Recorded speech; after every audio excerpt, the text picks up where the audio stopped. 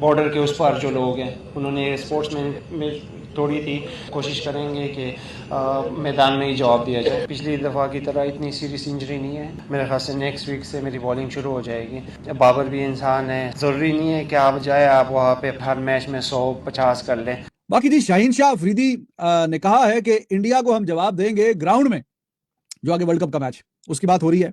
Border के उस पार जो लोग हैं उन्होंने स्पोर्ट्समैन में थोड़ी थी, कोशिश करेंगे कि मैदान में ही जवाब दिया जाए। शाहीन शाह अफरीदी से इंटरव्यू हुआ और शाहीन अफरीदी से ये पूछा गया तो क्या करना है आपने। शाहीन अफरीदी कहते हैं कि भाई इंडिया को हमने पहले भी हराया हुआ है और इस बार भी इंडिया को हम हराने वाले हैं और हमारी टीम में इतनी काबिलियत है कि इंडिया को भी हरा सकते हैं। इन टीमों से मैच जब हो ना तो आपको इतना कॉन्फिडेंस होना चाहिए कि हम आंखों पे पट्टी बांध के खेलें, बिल्कुल ब्लाइंड फोल्ड होके खेलें, तो भी हम इन टीमों को हरा सकते हैं। अब पाकिस्तान है भाई। वो कंसर्न ये है कि इतना कैजुअल एटीट्यूड, मतलब इतने हल्के में हमने अगले को ले लिया कि लगता है कि दम घुट रहा है, फ्रस्ट्रेशन होती है, डिप्रेशन होना शुरू हो जाती है।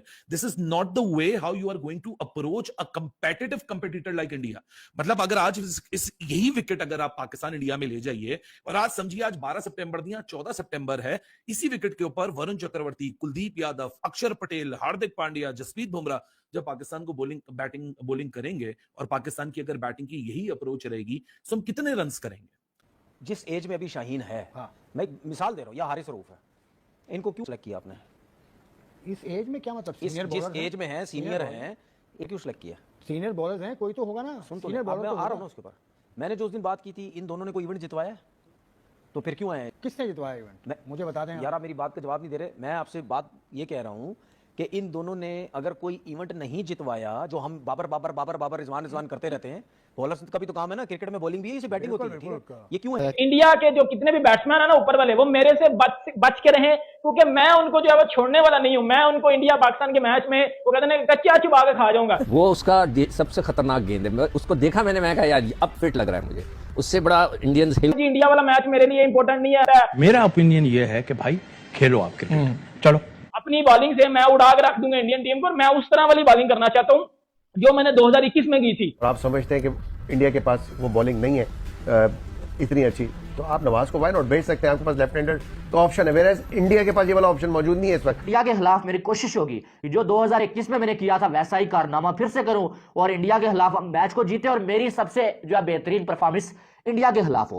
फिर यार अफरीदी ने ये बोला कि मेरी उस टाइम अच्छी फॉर्म नहीं थी, मैं इंजरी से वापस आ रहा था, वो सारा गुस्सा मैं जो है वही बात आ जाती है जो लोग सब कह रहे हैं कि जी वो तो पावर। अब जो इंडिया वाला मैच है उसके हवाले से शाहीन अफरीदी ने जो बात किया है, इस बात में तो डाउट नहीं है कि पाकिस्तान ने इंडिया को हराया हुआ है एक बार, ठीक है, और उस मैच में शाहीन अफरीदी ने भी परफॉर्म किया था। लेकिन उस मैच के बाद जब जो है शाहीन अफरीदी इंडिया के अगेंस्ट खेले हैं, तो सिर्फ शाहीन नहीं बल्कि हारिस रऊफ भी, इन दोनों की अच्छी खासी जो है वो इंडिया के बैटर्स ने धुलाई की है। चाहे आप जो है वो एशिया कप ले लें, चाहे आप वो 2023 वाला वर्ल्ड कप ले लें, बल्कि उसमें तो पाकिस्तान के बॉलर्स जो फास्ट बॉलर्स हैं वो सबसे ज्यादा रन्स खाने वाले बॉलर्स इस वर्ल्ड कप में बन गए थे। लेकिन बात वही है कि जो मैच इंडिया से जीते थे उस मैच में भी शाहीन ने तो अच्छी बॉलिंग की थी, लेकिन उस मैच में मुझे ऐसा लगता है कि बाबर आजम और मोहम्मद रिजवान का भी बहुत बड़ा किरदार था। अगर वो दोनों स्टार्ट में आके आउट हो जाते ना, पाकिस्तानी टीम पैनिक हो जाती है और उसके बाद मुझे नहीं लगता है कि उनके बाद जो लड़के थे वो इतना प्रेशर हैंडल कर पाते और वो जो 152 भी चेस कर पाते। तो मुझे ऐसा लगता है कि वो बाबर और रिजवान की भी बहुत अच्छी परफॉर्मेंस थी। लेकिन अब सवाल यह है कि अब बाबर और रिजवान मौजूद नहीं है। अब सारे के सारे यंग लड़के हैं, इंडिया के अगेंस्ट खेलने का इनके पास इतना ज्यादा एक्सपीरियंस नहीं है। चलो बॉलर्स की बात कर लेते हैं कि हारिस रऊफ और शाहीन खेले हुए हैं, लेकिन जो बैटर्स हैं पाकिस्तान के साए मयूब, सबज़दा फरहान, उसके बाद अगर देखा जाए तो खुशदिल शाह, हसन नवाज, सलमान अलिया, ना कोई इतनी बड़ी परफॉर्मेंसेस हैं और इंडिया के खिलाफ तो बिल्कुल भी नहीं है, और ना ही जो है वो इतना ज्यादा एक्सपीरियंस है। लेकिन दूसरी साइड अगर इंडिया की टीम को देखा जाए ना, तो ठीक है, रोहित शर्मा और विराट कोहली नहीं है उस टीम में, केएल राहुल भी नहीं है, क्योंकि ये जो 3-4 नाम इंडिया की टीम में नहीं है ना, इंडिया को जितवाने में भी इनका अहम रोल है। अब वो केएल राहुल और विराट कोहली की इनिंग्स आपको याद होगी, वो वर्ल्ड कप में जिस तरह से जो है धोया था, एशिया कप की इनिंग्स आपको याद होंगी, वो दोनों भी नहीं है, रोहित शर्मा भी नहीं है। लेकिन उसके बावजूद मुझे ऐसा लगता है इंडिया के पास कुछ जो है ऐसे प्लेयर्स मौजूद हैं जिन्होंने पाकिस्तान के अगेंस्ट इससे पहले परफॉर्म भी किया हुआ है और मैचेस भी जितवाए हुए हैं, जिनमें आप हार्दिक पांड्या को ले सकते हैं, आप जो है वो कुलदीप यादव को ले सकते हैं, उसके बाद वरुण चक्रवर्ती की आप बात कर लें। स्टार्ट में अगर जो ओपनर्स की बात करें तो शुभमन गिल ने भी जो है परफॉर्म किया, शाहीन अफरीदी को जो 7-8 चौके लगा दिए थे पावर प्ले में, आपको याद होगा। और बाकी अभिषेक शर्मा वगैरह चले, वो तो नए हैं, अभी इतना एक्सपीरियंस नहीं है। सूर्या कुमार यादव जो है वो बड़े स्टेज पे वो बंदा परफॉर्म कर चुका है। तो फिर भी शाहीन अफरीदी ये कह रहे हैं कि हम जो है इंडिया को हराने में कामयाब हो जाएंगे।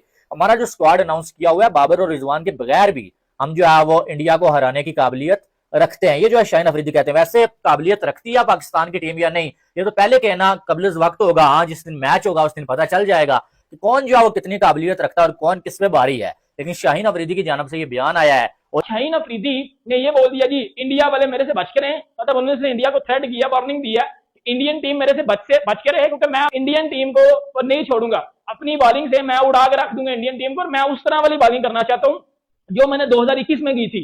ये शाहीन अफरीदी ने कहा कि मैं 2021 में मैंने जिस तरह की बॉलिंग की थी, जब मैंने रोहित शर्मा को पहली बॉल पे आउट किया, फिर उसके बाद मैंने के राहुल को आउट किया, फिर मैंने विराट कोहली को आउट किया, वो वाला जो मैं परफॉर्मेंस दोबारा देना चाहता हूं और इंडियन टीम को एक ही स्पेल में मैं खत्म करना चाहता हूं। ये शाहीन अफरीदी ने। आप right hand left hand combination पे जाते हैं और आप समझते हैं कि इंडिया के पास वो बॉलिंग नहीं है इतनी अच्छी, तो आप नवाज को वाई नॉट भेज सकते हैं, आपके पास लेफ्ट हैंडर का ऑप्शन है। वेयर इंडिया के पास ये वाला ऑप्शन मौजूद नहीं है इस वक्त। जडेजा के ना होने से उनकी बैटिंग में आप देखें कि लेफ्ट हैंडर ना हो इस फॉर्मेट के अंदर, तो बहुत ओपोनेंट के लिए इजी हो जाता है। एशिया कप 2025 का फाइनल जैसे जैसे पास आ रहा है, वैसे वैसे भारत और पाकिस्तान के बीच मुकाबले का माहौल अपने आप ही गर्माता जा रहा है।